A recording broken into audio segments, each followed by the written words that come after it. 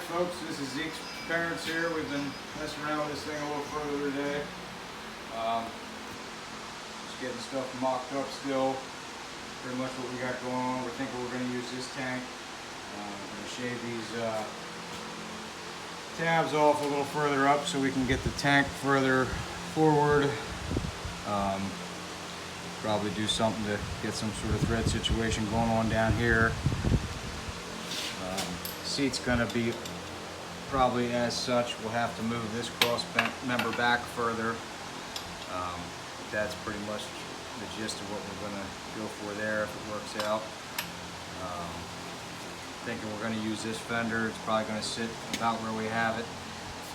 Fill all that in, probably do a sissy bar somewhere in that region. But this plans could change 50 times between here and there, but anyway, this is what we got going on for today. Hope everybody's enjoying what we're doing. Thank you much. Have a good rest of your Sunday.